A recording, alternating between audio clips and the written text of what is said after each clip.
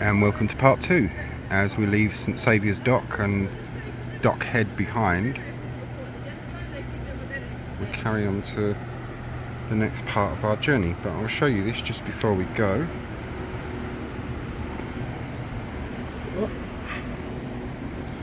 This is Dock Head, and you can see where the tide level comes in, and this is where the Neckinger once met the Thames. So we say goodbye to St Saviour's for the last time. Well, maybe not for the last time. I may return. Right, our route in parts now is slightly less scenic, but it's social history nonetheless, because a lot of it was replaced because of wartime bombings, and we will be passing some interesting historical structures on the way. First of which is coming up now.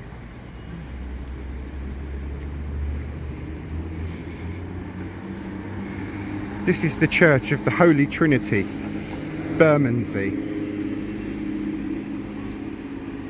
I will cover it separately on another day. An interesting history with this one. There's been a Catholic place of worship on this ground for a very long time. And bearing in mind that at one point Catholicism in this country was illegal. So the first Catholic place of worship here was destroyed in the Gordon riots. Rebuilt, and then rebuilt again in the Victorian era. That was in turn bombed in the Second World War, and this, the current Holy Trinity Church, was built to replace it. And it's built built to imitate the Victorian Gothic style. Right towards the end of the war, a flying bomb landed right nearby, and the entire church was pretty much destroyed and gutted.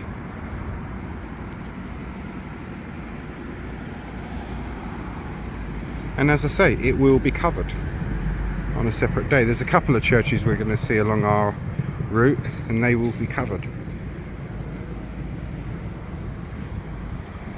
One of them very interesting by the sounds of it, because it's a Norwegian church. There are a lot of Nordic and Norwegian, and were a lot of Nordic and Norwegian places of worship around Rotherhithe, because a lot of Norwegian sailors came here, obviously to-ing and fro-ing with the docks business and things like that, and quite a few Norwegian sea captains retired and settled there.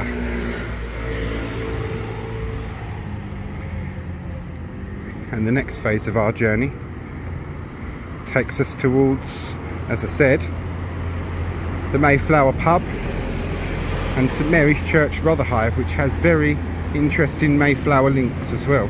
Now, the church is closed today because it's a weekday. I did check online, obviously, so I knew it was closed. But I like to cover the churches and their history and keep them separate. This little jaunt today really is Mayflower, Pilgrim Fathers, and the Mayflower pub related. Because the churches, you see, they have such an interesting history of their own. And with St Mary's Rotherhithe, it's a long history, and an interesting one too.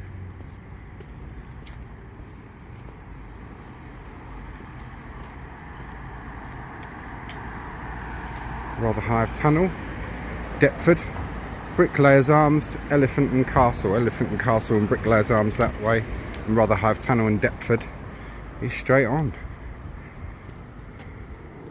Now this is Jamaica Road that we're on, new builds, and what we're going to be walking by in a sec. There we go. The Dickens estate. These have been vamped up in more recent years, but they were built after the war to replace a lot of buildings that were destroyed.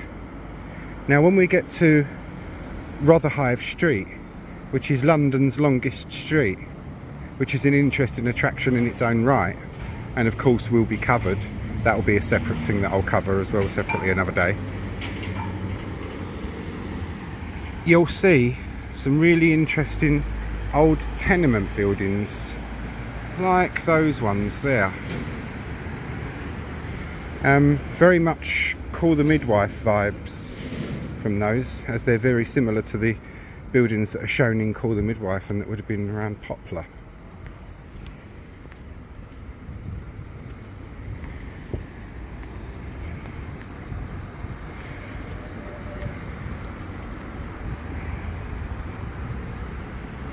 The Dickens estate, a lot of the blocks are named different things like Trotwood House, and obviously for different Dickens characters.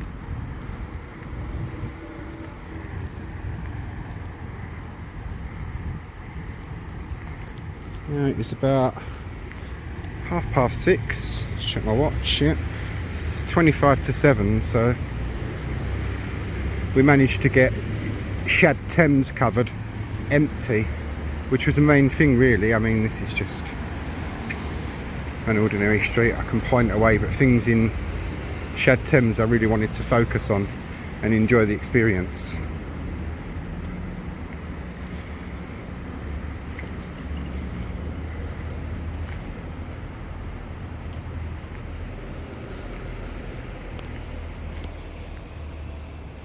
Just check my wallet is still safe in my back pocket.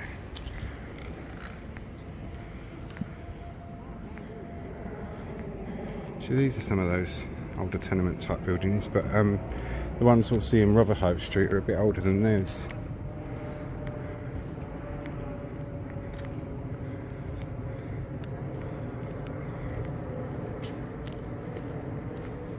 Prime territory now, but they were slum dwellings at one point, or became slum dwellings at one point.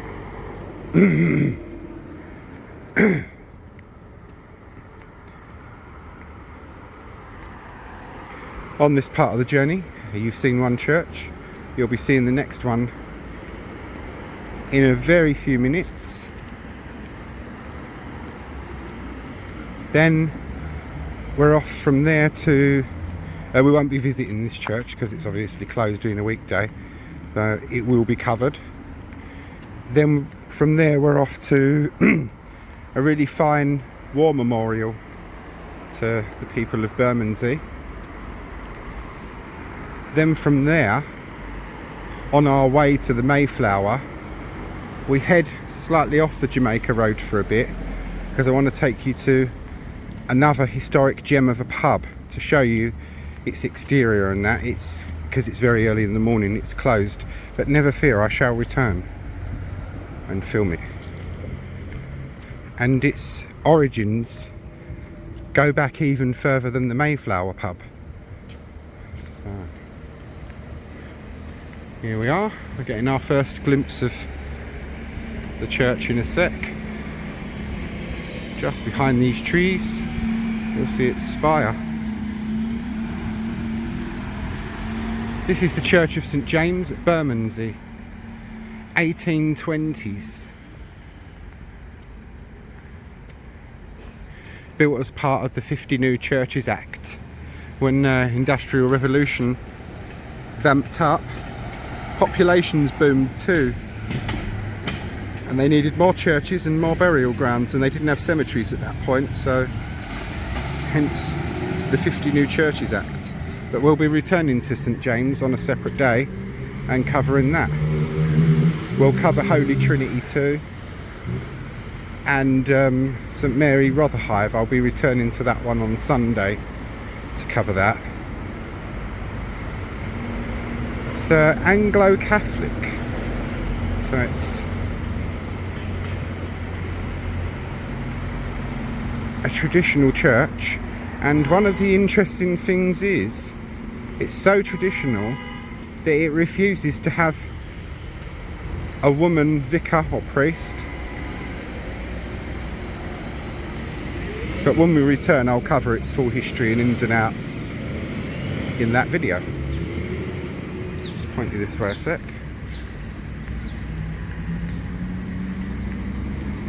If you like the smell of wee, go down there. You will love it.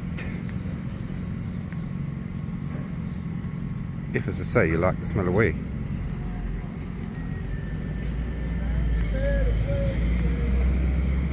Here's another old pub.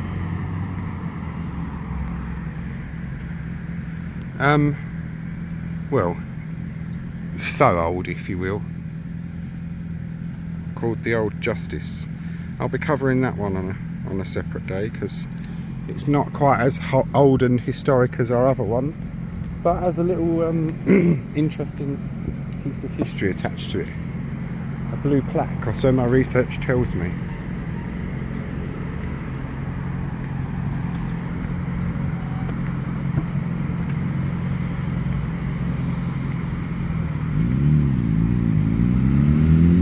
Now, I relied on Journey Planner Google Maps to get me to from Shad Thames to London's longest street.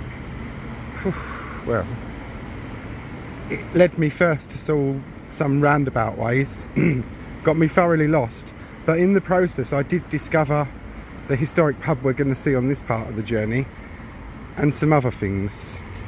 So all's well that ends well. So this is on the same day, this patch that you're going to see now is a refilm.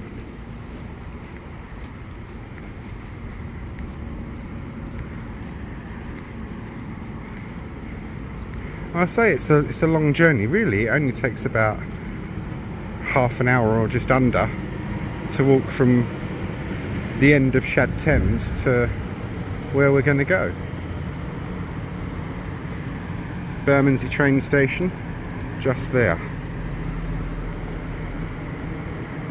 Another interesting train station, and bear it in mind, is Rotherhithe station. It's linked to the first ever tunnel to go under the Thames. The Thames Tunnel, built by the father and son Brunel trio of Mark Brunel and Isambard Kingdom Brunel. It was built and opened in the 1820s as the first ever roadway and pedestrianised tunnel under the Thames. It was a real novelty. They had gala openings, they held feasts under there, all sorts. After a little while it became, like a lot of the area, a bit of a den of debauchery and prostitution and thieves. So when the railways came along, it was utilised and turned into a railway tunnel. You can go through it on a train, but it's so dark in there you don't really get to see the tunnel. But there is the Brunel Museum, which is all about the tunnel. And why I've pointed to these are some of the only original Georgian surviving houses along Jamaica Road. Ones that didn't get bombed or pulled down in slum clearances.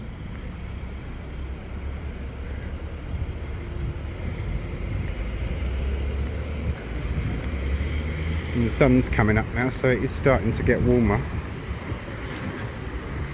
Let's point on this way a sec.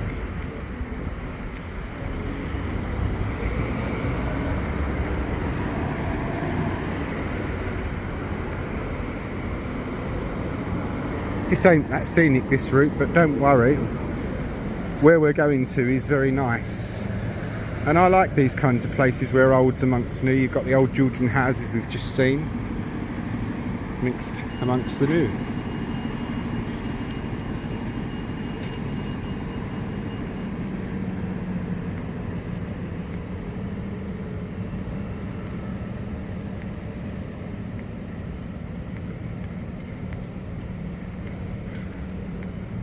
There's this thing, right, myth or not, that East Londoners and South Londoners do not get on. Now, I've always found South Londoners to be perfectly nice people. Always got on fairly well with the South Londoners I've come across. So, I don't know. One thing I'll say for the South Londoners, they haven't knocked down or converted loads and loads of their pubs into other things.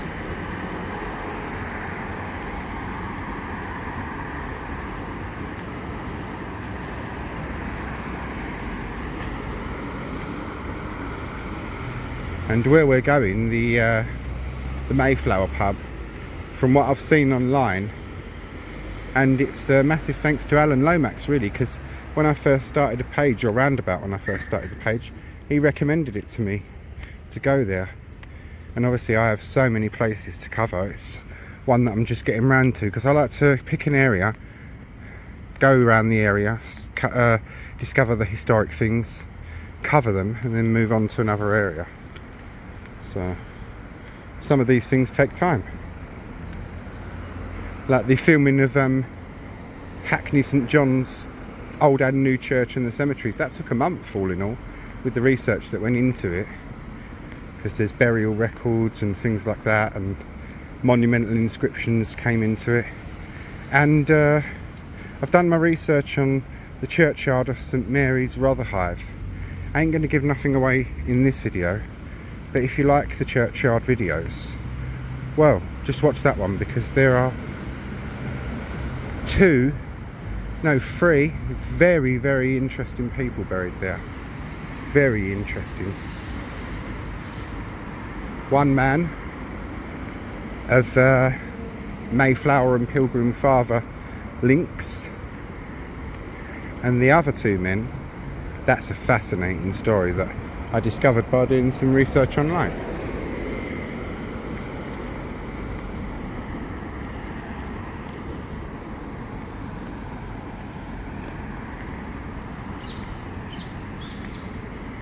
Welcome to Rotherhithe. We are now leaving Bermondsey and entering the parish of Rotherhithe, or parishes of Rotherhithe, as there's several churches in it.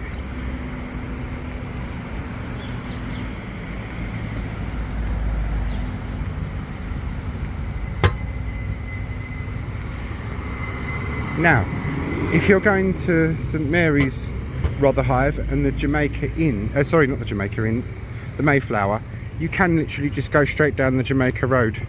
But I'm going to detour us and take us a different route, because remember I mentioned the fine war memorial, and it is a fine one as well. It's got a nice little memorial garden, and with a lot of our tour today, which I like, and something that the local authorities are doing more and more now, they're introducing information boards that are easy to clean graffiti off. So, yay to that. And not being dazzlingly bright at the moment, we can see this pretty well.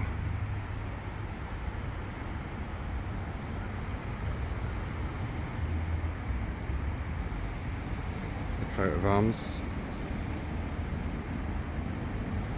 This monument is erected to the memory of the men of Bermondsey and Rotherhithe who fell in the Great War, 1914-1918. Then you've got 1939-45, so that's the First and Second World Wars, of course. To those who gave their lives in subsequent conflicts. You've got the wreaths all around.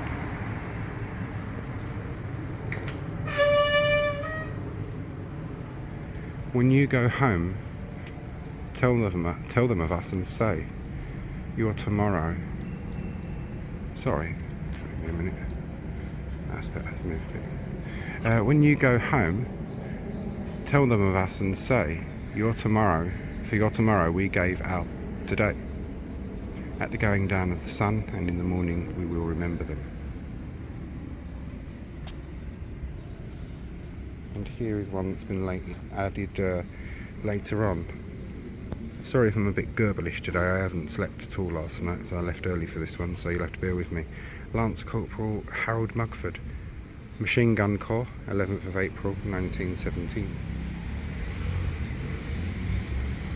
And you've got, in remembrance of all those civilians and members of the Civil Defence and Fire Brigade services who lost their lives in this community 1939 to 45.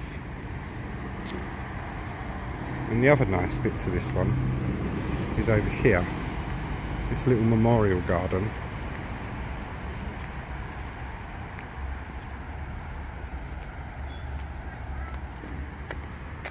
West Lane Memorial Gardens. In 1919, Bermondsey Borough Council proposed a memorial for the people of Bermondsey and Rotherhithe who had fallen in the First World War. An appeal to the public for funds led to contributions from local businesses Peak Freen, the biscuit manufacturers, sent a cheque of £2,000, and thousands of donations from poor residents of the borough were received. The local monument was decided as Mill Pond Bridge at the ancient boundary between Bermondsey and Rotherhithe. In 1920, a wood and plaster replica of the Whitehall cenotaph was placed on the site to test the feeling of local residents. It was such a success that a permanent memorial was agreed. During the summer of 1921, the war memorial we see today was erected. Made of grey polished Aberdeen granite, it stands 18 feet high. The column sits on an arched, faced square base.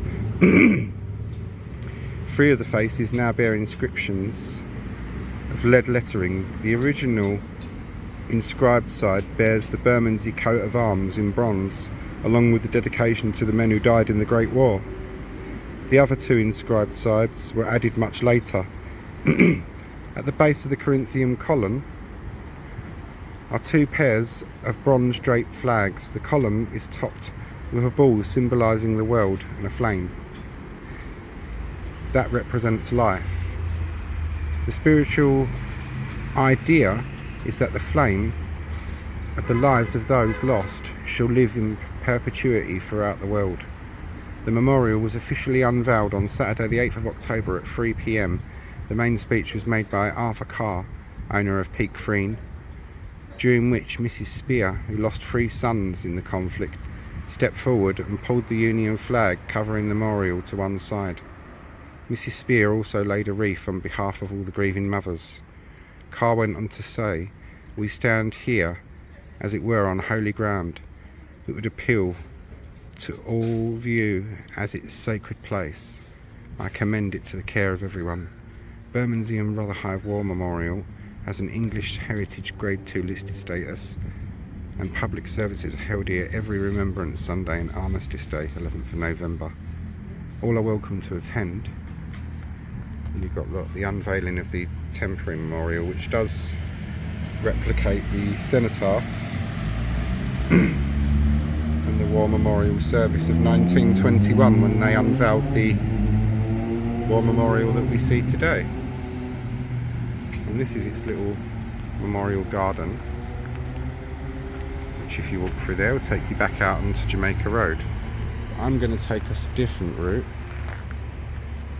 because remember the historic gem of a pub I told you about on the way to the Mayflower?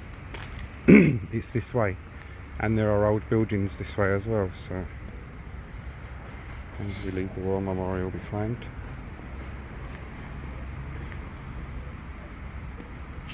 We walk along West Lane.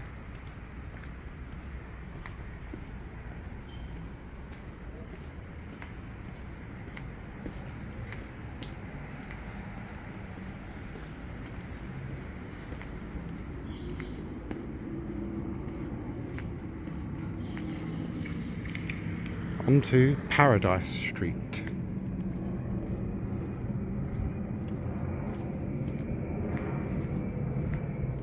And it does lead to something with Paradise kind of vibes, so. And we saw the Queen Victoria postbox earlier, didn't we? Here is one from the late Queen Elizabeth II. I will cover it eventually, but on Wapping Highway is, or the highway, is London's rarest postbox from King Edward and Wallis Simpson fame. This postbox was put up just when they thought that he was going to become king, and he abdicated, of course, and the postbox was never changed, and it's still there to this day. It's quite a rare thing.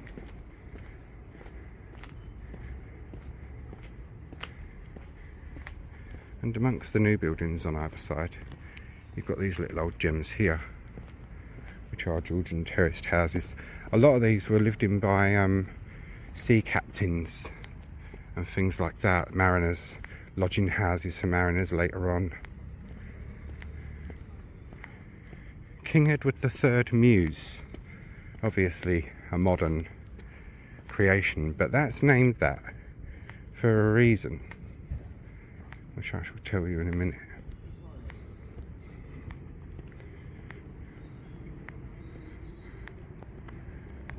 And these, look, beautifully restored. The old Georgian houses. And it's William Gateskill House.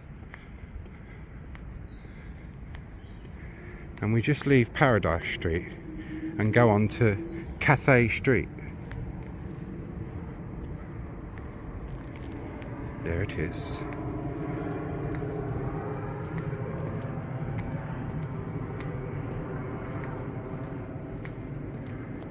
This pub, the Angel, we'll discuss in a minute when we get to its delightfully helpful information board. King Edward Mews. And why I mentioned King Edward, see the arms there? And why is King Edward Mews called King Edward Mews? Because the famous and renowned King Edward III had a big palace here, a castle if you will, the remains of which we're just going to see now.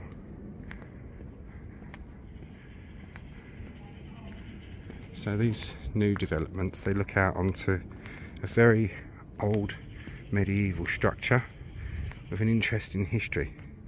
Yeah, this was King Edward's royal palace. And there are some of the remains thereof. All that remains of a once great royal palace.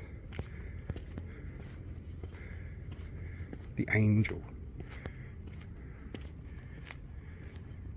Very Victorian gin palace looking type of pub. And a lot of them were rebuilt or revamped heavily in the Victorian era, in the gin palace era. The gin palaces were constructed to be bright, cheerful and inviting, because people's homes, a lot of the working classes, were the complete polar opposite of those things. And here we have it, the Angel. The Angel, rebuilt in circa 1837, which we see here in its present form, is by far the oldest tavern sign in Rotherhithe. It's recorded in the 17th century and may go back to the Middle Ages. The Angel was once sited diagonally opposite, alongside the moat of King Edward III's mansion.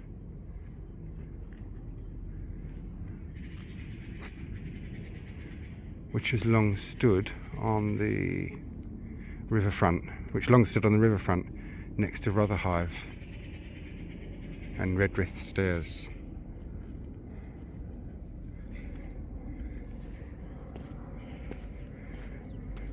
We are going to visit this pub and it will be covered separately, but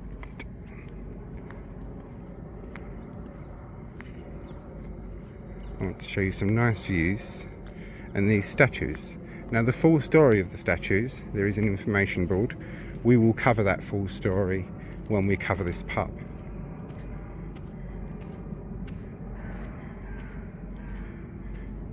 Because we've got a little history segment to catch at the end of this one.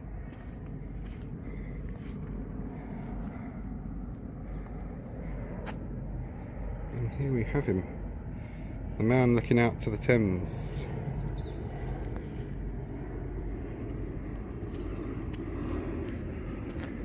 If you're exceptionally impatient and you wish to research this before I cover the pub, it's called Dr. Salter's Daydream. But not being a very large pub, it will give us something interesting to cover as per the history with that and this little area.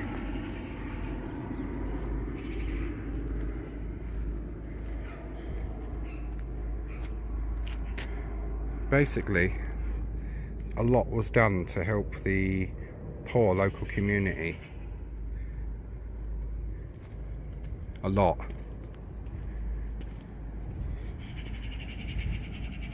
Here we have a cat.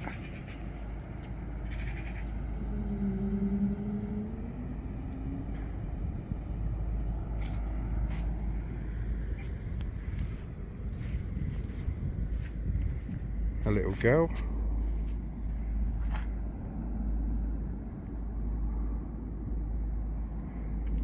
Dr. Salter's Daydream by Diane Gorvin, 1991, for London Docklands.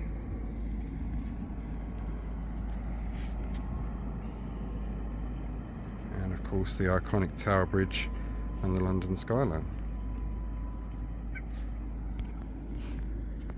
That will end this one for now, and you'll join me for part 3. And for our historic look back in this segment, we begin where we began our journey, but back in the past. Jamaica Road, which you see here in the 18th century, lined with its old higgledy-piggledy shops and houses. Now I'll take you through some cracking images of Jamaica Road throughout the ages. Here we see it in circa 1900, and a bit of research I've been able to precisely date this image. Bermondsey was served by horse-drawn omnibuses, which you can see on the right, from 1864 to 1903.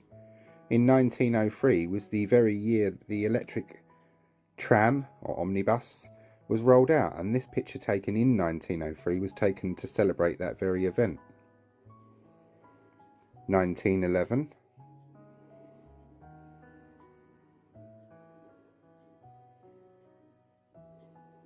1913,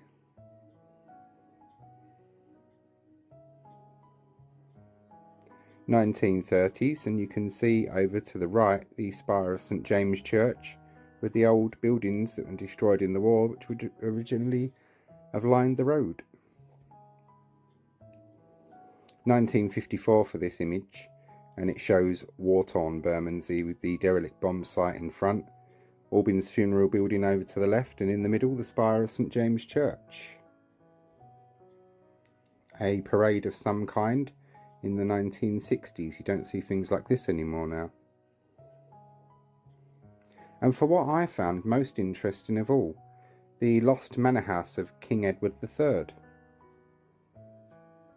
The earliest reliable reference to a manor at Rotherhithe is recorded in 1127 in the reign of King Henry I, when he granted half the manor to the monks at Bermondsey.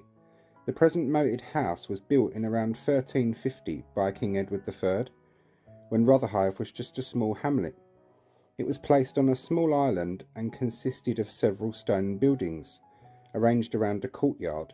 These included a hall with a fireplace, the private apartments for the king, kitchens and further buildings. The function of the house is disputed. It seems unlikely that it was used as a hunting lodge, as there's no royal park attached. However, it's been suggested that it was used for a falconry. It is generally understood that Edward used the country retreat as a place to indulge his love of falconry, a sport in which he was highly accomplished, sport of kings at the time. After Edward's death, the manor house was conveyed to the Cistercian Abbey of St Mary Graces by the Tower, then in 1399 to Bermondsey Abbey. But a few years after Edward's death, his grandson, Henry IV, spent much of his time there as a recluse at the lonely manor house, suffering from a dreadful skin disorder believed to be leprosy. Tragic Henry is said to have spent his time at Rotherhithe retreat swathed in bandages. After the dissolution of the monasteries, the house went into private hands. It became a pottery in the 17th century. Through the 18th to 19th centuries, the buildings, or the remains thereof, were incorporated into some of the many warehouses that went up along the area. The facade of the manor house was still standing in 1907. The warehouse was demolished in the 1970s.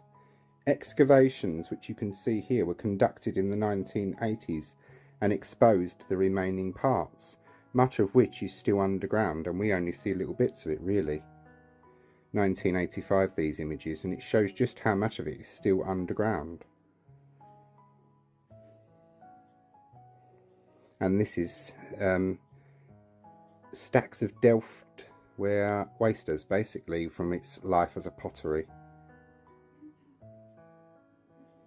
And that's the old manor, and that concludes our little historical look back for this one. Join me for the next part, which is another impromptu one, because I don't like to leave things left undone. So we'll pop into the Angel for a beer, shall we, with our next one?